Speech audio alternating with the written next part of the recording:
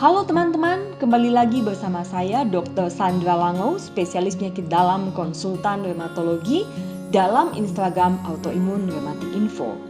Hari ini saya akan membahas tentang autoimun. Teman-teman sekalian, Anda mungkin baru terdiagnosis penyakit autoimun, atau Anda sedang mencari informasi tentang penyakit autoimun oleh karena mungkin keluarga Anda terkena autoimun. Hal pertama yang harus Anda ketahui adalah Anda bisa kenal autoimun ini apa. Oleh karena itu, jangan panik. Kita akan belajar bersama-sama tentang apa itu autoimun. Teman autoimun, kita punya suatu sistem dalam tubuh. Sistem ini adalah merupakan suatu sistem yang normal. Ini namanya sistem imun. Sistem imun ini sangat kompleks, terdiri dari berbagai macam sel dan protein. Adapun tujuan daripada sistem imun ini adalah berfungsi untuk melawan semua gangguan dari luar agar tidak menimbulkan masalah bagi tubuh kita. Nah, gangguan apa yang bisa berasal dari luar? Itu bisa berupa infeksi bakteri, infeksi virus, maupun infeksi jamur, di mana oleh sistem imun semua pengganggu-pengganggu ini akan dihancurkan sehingga tidak memberikan suatu efek yang buruk kepada tubuh kita.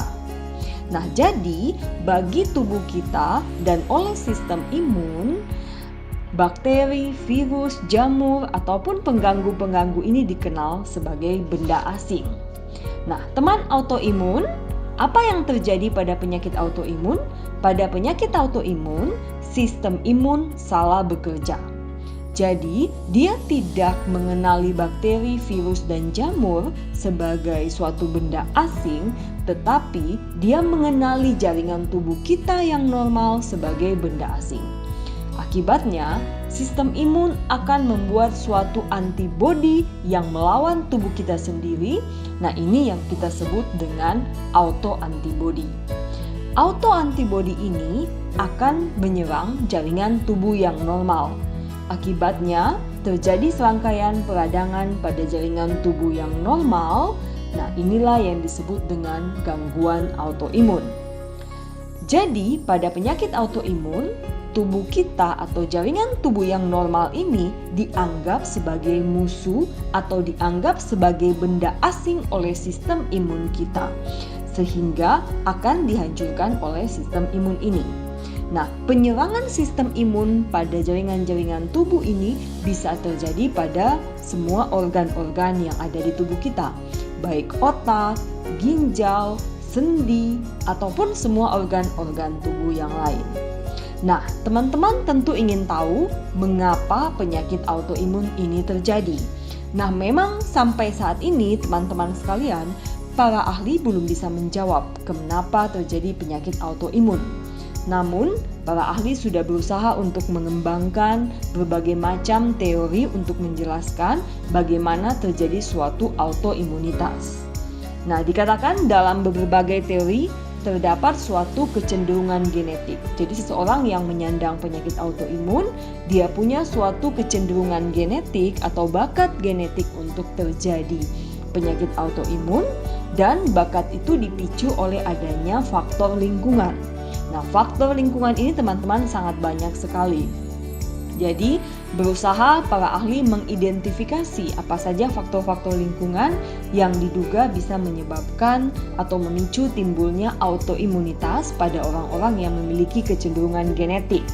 Antara lain faktor lingkungan itu adalah paparan matahari, infeksi virus, bakteri, kemudian bahan-bahan kimia, hormonal, ataupun kebiasaan-kebiasaan kita sehari-hari, misalnya seperti merokok. Nah, pada orang-orang yang memiliki kecenderungan genetik, faktor-faktor yang saya sebutkan ini bisa memicu timbulnya suatu penyakit autoimun. Teman-teman autoimun, jadi penyakit autoimun ini bukan suatu penyakit tunggal, tapi ini merupakan suatu kelompok penyakit yang terdiri lebih dari 100 jenis penyakit. Dan penyakit-penyakit ini masing-masing memiliki gejala-gejala yang sangat bervariasi, yang sangat berbeda antara satu dengan yang lainnya. Di bidang reumatologi, karena saya adalah seorang dokter penyakit dalam konsultan reumatologi, ada beberapa jenis penyakit autoimun atau penyakit reumatik autoimun yang paling sering ditemukan. Di antaranya adalah rheumatoid arthritis, lupus, Sjogren's syndrome, ankylosing spondylitis, polymyositis, skleroderma, dan vaskulitis. Ini adalah beberapa penyakit reumatik autoimun yang paling sering ditemukan, dan di antara berbagai penyakit reumatik autoimun ini pun memiliki gejala yang sangat berbeda-beda antara satu dengan yang lain. Sebagai contoh, pada penyakit reumatik autoimun rheumatoid arthritis, ini biasanya banyak menyerang wanita dan gejala utamanya adalah nyeri pada tangan. Kemudian nyeri pada tangan ini paling sering terjadi pada pagi hari, teman-teman autoimun sekalian, yang akan membaik apabila sudah melakukan aktivitas fisik.